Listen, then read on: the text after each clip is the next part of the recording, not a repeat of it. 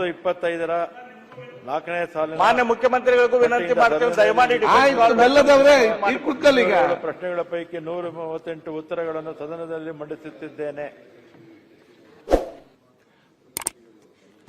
ಈಗ ಉತ್ತರ ಕನ್ನಡದ ಬಗ್ಗೆ ಚರ್ಚೆ. ಸನ್ಮಾನ್ಯ ಅಧ್ಯಕ್ಷರೇ, ಅದಕ್ಕೆ ಮುಂಚೆ ನೆನ್ನೆನೂ ಕೂಡ ನಾನು ಮಹೇಶ್ ತೆಂಗಿನಕಾಯಿ ಬಂದಿದ್ರಿ 0 ಅವರ್ ಅಲ್ಲಿ ಈ ವಿಚಾರವನ್ನ ತೆಗೆದುಕೊಂಡ್ರಿ ಅಂತ. ನಾನು ಅಧಿವೇಶನ ನಡೀತಾ ಇದೆ, ಎಲ್ಲ ಮಂತ್ರಿಗಳು ಸಮರ್ಥರಿದ್ದಾರೆ, ಮುಖ್ಯಮಂತ್ರಿಗಳಿಂದ ಸೇರಿ ಉತ್ತರಗಳನ್ನ ಕೊಡಬೇಕಾದ್ರೆ ತಯಾರು ಮಾಡ್ಕೊಂಬಂದು ಇಲ್ಲಿ ಕೊಡ್ತಾರೆ ಅಂತ ನಾನು ತಿಳ್ಕೊಂಡಿದ್ದೀನಿ. ಉತ್ತರ ಕೊಡಬೇಕಾದ್ರೆ ಗೊತ್ತಿದೆಯಲ್ಲ, ಕ್ಲರ್ಕ್ ಇಂದ ಶುರುವಾಗಿ secretary, under secretary, principal secretary ಎಲ್ಲ ಮಾಡಿ ಮಂತ್ರಿಗಳು ಉತ್ತರ ಕೊಡಬೇಕು.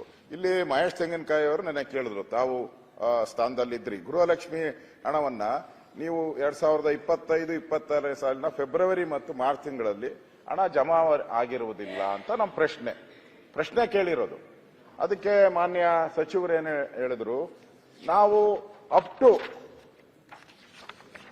ಆಗಸ್ಟ್ ವರ್ಗು ನಾವು ಕ್ಲಿಯರ್ ಮಾಡಿದಿರಿ ಅಂತ ಉತ್ತರ ಕೊಟ್ಟರು. ಅವರು ಬಿಡದೆ ಮತ್ತೆ ಕೇಳಿದ್ರು, ಇಲ್ಲ ನೀವು ಕೊಟ್ಟಿಲ್ಲ ಫೆಬ್ರವರಿದಲ್ಲಿ. ನಾನು ಹೇಳ್ತಾ ಇದ್ದೀನಿ, ಅವರು ಹೇಳಿರೋದನ್ನ ಬೇಕಾದ್ರೆ ಹೇಳ್ತೀನಿ, ಇಲ್ಲಿಯವರೆಗೂ ಎಂದಿನಂತೆ ಯೋಜನೆ ಪ್ರಾರಂಭ ಅಂದಿನಿಂದ ಗೃಹಲಕ್ಷ್ಮಿ ಫಲಾನುಭವಿಗಳಿಗೆ ಸುಮಾರು 540 ಕೋಟಿ ಕೊಟ್ಟಿದ್ದೀರಿ. ಮತ್ತೆ ಇಲ್ಲಿವರೆಗೂ ಕೂಡ ಅವರು ಒಂದೇ ನಿಮಿಷ ಹೇಳ್ಬಿಡ್ತೀನಿ, ಅವರು ಹೇಳಿರೋದು ಶ್ರೀಮತಿ ಲಕ್ಷ್ಮೀ ಹೆಬ್ಬಾಳ್ಕರ್, ಮಾನ್ಯ ಅಧ್ಯಕ್ಷರೇ, ಈ ಸಾಲಿನಲ್ಲಿ ಆಗಸ್ಟ್ ಮಾಹೆಯವರೆಗೂ ಕ್ಲಿಯರ್ ಮಾಡಿದ್ದೇವೆ. ಮುಖ್ಯಮಂತ್ರಿಗಳೇ, ಆಗಸ್ಟ್ ಮಾಹೆಯವರೆಗೂ ಕ್ಲಿಯರ್ ಮಾಡಿದಿರಿ ಎಂದು ಹೇಳುತ್ತಿದ್ದೇನೆ. ತಾವು ಫೆಬ್ರವರಿ ಮತ್ತು ಮಾರ್ಚ್ ಎಂದು ಹೇಳುತ್ತಿದ್ದೀರಿ. ಮಾನ್ಯ ಸದಸ್ಯರೇ, ನಾನು ಹೇಳುವುದನ್ನ ಸ್ವಲ್ಪ ಅರ್ಥ ಮಾಡ್ಕೊಳ್ಳಿ. ಅಂದ್ರೆ ನಿಮ್ಗೆ ಜ್ಞಾನ ಸ್ವಲ್ಪ ಕಡಿಮೆ, ನೀವು ಸ್ವಲ್ಪ ಅರ್ಥ ಮಾಡ್ಕೊಳ್ಳಿ. ನಾನು ಕೊಟ್ಟಿದ್ದೀನಿ, ಅಲ್ಲ ಇನ್ನೂ ಕಡಿಮೆ ಅಂತ. ಹೌದೌದು, ಅರ್ಥ ಮಾಡ್ಕೊಳ್ಳಿ ಅಂತ ಹೇಳಿದ್ರೆ ದಡ್ರಿಗೆ ಹೇಳ್ದಂಗೆ ಹೇಳೋದು. ಅವರು ಬುದ್ಧಿವಂತರು, ದಡ್ರು ಅಂಡರ್ಸ್ಟ್ಯಾಂಡ್ ಅಂತ ಹೇಳ್ತೀವಿ ಇಂಗ್ಲಿಷ್ ನಲ್ಲಿ. Please understand. ನಾ ಹೇಳದನ್ನ ಏನು ಅರ್ಥ ಮಾಡ್ಕೊಳ್ಳಿ ಅಂತ. ನಿಮಗೆ ಜ್ಞಾನ ಕಡಿಮೆ ಅಂತಲ್ಲ ಅದರ ಅರ್ಥ. ಅಲ್ಲಿ ನೋಡು, ಚಕ್ ಅಂತ ಸೇರಿಸ್ತೀರಿ ಪ್ಲೀಸ್ ಅಂತ. ಆ ಪ್ಲೀಸ್ ಇದೆ ಕನ್ನಡದಲ್ಲಿ, ಆಯ್ತಾ? ಅರ್ಥ ಮಾಡ್ಕೊಳ್ಳಿ ಅಂತ ನೋಡಿ, ಅರ್ಥ ಮಾಡ್ಕೊಳ್ಳಿ ನೀವು ಕನ್ನಡದಲ್ಲಿ, ದಯವಿಟ್ಟು ಅರ್ಥ ಮಾಡ್ಕೊಳ್ಳಿ ಅಂತಂದ್ರೆ ನಾನು ಏನು ಹೇಳ್ತಾ ಇದೀನಿ ಅಂತ ಅನ್ನೋದನ್ನ ಅರ್ಥ ಮಾಡ್ಕೊಳ್ಳಿ ಅಂತ ಅದರ ಅರ್ಥ. ಹಾಗಂತ ಹೇಳಿ ನಿಮಗೆ ಜ್ಞಾನನೇ ಇಲ್ಲ ಅಂತ ಅಲ್ಲ, ನೀವು ಅಜ್ಞಾನಿಗಳು ಅಂತ ಅಲ್ಲ, ಜ್ಞಾನ ಇಲ್ಲ ಅಂತ ಅಲ್ಲ. Please understand what I am saying ಅನ್ನೋದನ್ನ ಅರ್ಥ ಅದರ ಅರ್ಥ. ಇಲ್ಲ, ನೀವು 2.5 ವರ್ಷದಲ್ಲಿ ಗುಳಿಗೆಗಳು ಕೊಡ್ತಾರಲ್ಲ, ಕಹಿ ಗುಳಿಗೆಗಳಿಗೆ, ಅದಕ್ಕೆಲ್ಲ ಸಿಹಿ ಹಾಕಿ ಕೊಟ್ಬಿಟ್ಟು ನೋಡಿ ಇವಾಗ ಪ್ಲೀಸ್ ಅಂತ ಸೇರಿಸ್ಬಿಟ್ರಿ, ಮುಗ್ದೋಯ್ತು ಅಲ್ಲಿಗೆ. ಬಿಡಿ, ಸಬ್ಜೆಕ್ಟ್ ಬರೋಣ. ಇಲ್ಲಿ ತಾವು ಕೂತಿದ್ರಿ, ಅರ್ಥ ಮಾಡ್ಕೊಳ್ಳಿ, ಆಗಸ್ಟ್ ಕ್ಲಿಯರ್ ಮಾಡಿದ್ದೇವೆ ಎಂದು ಹೇಳ ಬಯಸುತ್ತೇನೆ ಅಂತೇಳಿ. ತಾವು ಮತ್ತೆ ಎಂಟ್ರಿ ಆಗಿದ್ದೀರಾ, ಮತ್ತೆ ಕ್ಲಾರಿಫಿಕೇಶನ್ ಕೇಳಿದ್ದೀರಾ. ಅವಾಗ ನೀವು ಹೇಳಿದ್ದೀರಾ ಕೊಟ್ಟಿರೋ ಸರಿನಾ ಅಂತ. ಅದಕ್ಕೆ ಅವರು ಉತ್ತರ ಹೇಳಿದಾರೆ, ಇಲ್ಲ ನಾನು ಏನ್ ಹೇಳಿದ್ದೀನಿ ಅಂತ ಸರಿ ಇದೆ ಅಂತ ಮಾತನ್ನು ಹೇಳಿದ್ದಾರೆ. ಈಗ 9ನೇ ತಾರೀಕು ಕೇಳಿದ್ದು, 10ನೇ ತಾರೀಕು ನಾವು ಮಾಹಿತಿಯನ್ನ ಕೇಳಿದ್ರಿ. ದಿನಾಂಕ 10-12 ಇದು ಗೃಹಲಕ್ಷ್ಮಿ ಯೋಜನೆಯ ಬಾಕಿ ಕಂತು ಕುರಿತು ಅಂತ ನಾವು ಯಾರು ಕೇಳಿದ್ರಿ? ಉಪನಿರ್ದೇಶಕರು ಮಹಿಳಾ ಮತ್ತು ಮಕ್ಕಳ ಕಲ್ಯಾಣ ಅಭಿವೃದ್ಧಿ ಅವ್ರು ಹೇಳಿದ್ದಾರೆ. ಅವ್ರು ಲೆಟರ್ ಕೊಟ್ಟಿದ್ದಾರೆ, ಅಫಿಷಿಯಲ್ ಲೆಟರ್ ಇದು. This is official letter. ಮೇಲ್ಕಂಡ ವಿಷಯ ಹಾಗೂ ಉಲ್ಲೇಖಕ್ಕೆ ಸಂಬಂಧಿಸಿದಂತೆ ಧಾರವಾಡ ಜಿಲ್ಲೆ ಗೃಹಲಕ್ಷ್ಮಿ ಯೋಜನೆಯ ನೋಂದಾವಣಿಯಾದ ಫಲಾನುಭವಿಗಳಿಗೆ ಫೆಬ್ರವರಿ 25 ಹಾಗೂ ಮಾರ್ಚ್ 2025ರ ತಿಂಗಳ ಸಹಾಯಧನ ಸರ್ಕಾರದಿಂದ ಬಿಡುಗಡೆಯಾಗಿರುವುದಿಲ್ಲ ಎಂಬ ಮಾಹಿತಿಯನ್ನು ಮಾನ್ಯರಿಗೆ ಈ ಮೂಲಕ ಗೌರವಗಳೊಂದಿಗೆ ಸಲ್ಲಿಸುತ್ತಿದ್ದೇನೆ. ಆಯ್ತಾ? ಮಹಿಳಾ ಮತ್ತು ಮಕ್ಕಳ ಕಲ್ಯಾಣ.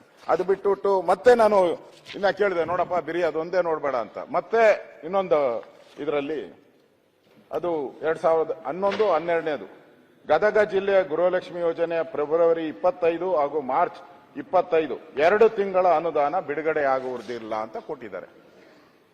ಅಂದ್ರೆ ಸದನಕ್ಕೆ ಇಷ್ಟೆಲ್ಲ ಅವಕಾಶಗಳಿದ್ದು ಕೂಡ, ಎಲ್ಲ ವೆರಿಫಿಕೇಶನ್ ಆದ್ರೂ ಕೂಡ ಸರ್ ಒಂದೇ ನಿಮಿಷ, ಹಾವೇರಿದು ಐತೆ, ಅದಕ್ಕೆ ಹಾವೇರಿ ಜಿಲ್ಲೆದು ಇದೆ, ಹಾವೇರಿ ಜಿಲ್ಲೆನೂ ಇದೆ, ಧಾರವಾಡ ಹಾವೇರಿ ಹಾವೇರಿದು ಹೇಳಿದ್ದೀನಿ, ಹಾವೇರಿ ಜಿಲ್ಲೆದು, ಹಾವೇರಿ ಗದಗ ಎಲ್ಲ ಹೇಳಿದ್ದೀನಿ. ಇಷ್ಟೆಲ್ಲ ಮಾಹಿತಿ ಇದೆ ಪಾಟೀಲ್ರೆ. ನಾವೇನಾದ್ರು ಕಾನೂನು ತಪ್ಪು ಹೇಳಿದ್ರೆ 100 ಚುಚ್ಚು ಹಾಕ್ತೀರಾ ನೀವು.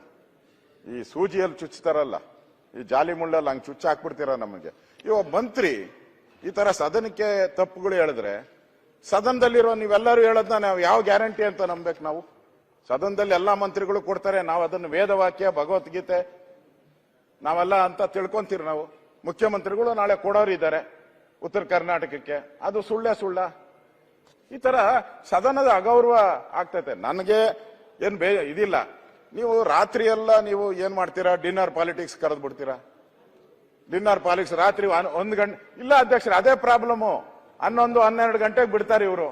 ಅವ್ರು ರೆಡಿ ಆಗಲ್ಲ. ಬೆಳಗ್ಗೆ ಅವ್ರಿಗೇನು ಕ್ಲಾರಿಫಿಕೇಶನ್ ಅವ್ರು ಸರಿಯಾಗಿ ತಗೊಬೇಕಲ್ಲ, ಬಂದು ಏನು ಇಲ್ಲ, ಡೈರೆಕ್ಟ್ ಆಗಿ ಬಂದ್ಬಿಡ್ತಾರೆ. ಈಗ ಅದರಿಂದ ಇಲ್ಲಿ ಯಾರು ಹೇಳೋರು ಕೇಳೋರು ಇಲ್ವಾ? ನೀವಾದ್ರೂ ಅವ್ರಿಗೆ ಹೇಳ್ಬೇಕು. ಯಾಕೆಂತ ಉತ್ತರ ಕೊಡ್ತೀರಿ? ಏನ್ ಕೊಡ್ತೀರಾ ಅವ್ರಿಗೆ? ಪನಿಷ್ಮೆಂಟ್ ಏನು? ನಾವೇನ ಕುಚ್ಚುತ್ತೀವಿ ಮೊನ್ನೆ ಮಾಡಿದ್ರೆ ಏನಪ್ಪಾ ಸರ್ಕಾರದ ಮಂತ್ರಿ ಮೇಲೆ ಮಾಡ್ತೀರಾ ಅಂತೀರಾ? ಇಲ್ಲಿ ನನ್ಗೆ ಹೇಳೋದು, ಇವ್ರು ಯಾಕೋ ನನ್ಗನ್ಸೋದು ಈ ಸರ್ಕಾರದಲ್ಲಿ ಯಾಕೋ ಗೊಂದಲ ಇದ್ದಂಗೆ ಕಾಣ್ತೈತೆ. ಅದರಿಂದ ನಾನು ಮುಖ್ಯಮಂತ್ರಿಗೆ ಹೇಳೋದು, ಈ ನೈಟ್ ಡಿನ್ನರ್ಗಳೆಲ್ಲ ಸ್ವಲ್ಪ ನೀವು ಅಟ್ಲೀಸ್ಟ್ ಇನ್ನೊಂದು 10 ದಿನ ಕಟ್ ಮಾಡ್ಬಿಡಿ. ನಮ್ಮ ಪರಮೇಶ್ವರ್ ಅವರು ಹೋಮ್ ಮಿನಿಸ್ಟರ್, ಅವರಾದ್ರೂ ಪೊಲೀಸ್ ಬಂದೋಬಸ್ತ್ ಮಾಡೋದು ಬೀಗ ಹಾಕ್ಸ್ಬಿಡಿ ಡಿನ್ನರ್ಗಳಿಗೆಲ್ಲ. ಸದನ ಸರಿಯಾಗಿ ನಡೀತದೆ. ಇವರೆಲ್ಲ ಹೋಗೋದು ನಾನು ನೋಡಿದೆ, ನಮ್ಮ ಪಕ್ಕದ ರೂಮು ಕೇಳ್ದೆ ಏನಪ್ಪಾ ಅಂತ. ಹೆಸರು ಹೇಳೋದು ಬೇಡ. ರಾತ್ರಿ ಇಲ್ಲಣೋ ನಾನು ಎರಡೂನು ತಪ್ಪಿಸ್ಬೇಕು, ಅಲ್ಲಿ ಓದಂಗೂ ನೀವ್ಯಾಕೆ ಅವ್ರಿಗೆ ಬೆಂಬಲ ಮಾಡಿ? ಯಾರಿಗೂ ನನಗೆ ಸದನ ಮುಂದೆ ನಡಬೇಕು, ಇಲ್ಲೇ ಚರ್ಚೆ ಮಾಡಿ ಕೂತ್ಕೊಂಡ್ರೆ ಹೇಗೆ? 2 ಗಂಟೆಗೆ ಮುಗಿಸ್ಬೇಕು. ಉತ್ತರ ಕನ್ನಡ ಬಗ್ಗೆ ಮಾತಾಡಿದ್ರು ಮಂತ್ರಿ ಆಗ್ಬೇಕು ಅಂತ ವಿಚಾರವಿಲ್ಲ. ನನಗೆ ಸದನವನ್ನು ಈ ಖಂಡಿತವಾಗಿಲ್ಲ. ನೀವು ರೇಸ್ ಮಾಡಿ ಅವಕಾಶ ಮಾಡಿಕೊಟ್ಟಿದ್ದೇನೆ. ಮುಖ್ಯಮಂತ್ರಿ ಲೇಟೆಸ್ಟ್ ಹಾಗೂ ಇಂಟ್ರೆಸ್ಟಿಂಗ್ ಸುದ್ದಿಗಳಿಗಾಗಿ ಬಾಸ್ ಟಿವಿ ಕನ್ನಡ ಚಾನೆಲ್ನ ಸಬ್ಸ್ಕ್ರೈಬ್ ಮಾಡಿ. ಹಾಗೆಯೇ ಬೆಲ್ ಐಕಾನ್ ಪ್ರೆಸ್ ಮಾಡಿ. ಇದರ ಜೊತೆಗೆ ಫೇಸ್ಬುಕ್, ಇನ್ಸ್ಟಾಗ್ರಾಮ್, ಎಕ್ಸ್ ನಲ್ಲೂ ಮಿಸ್ ಮಾಡದೆ ಫಾಲೋ ಮಾಡಿ.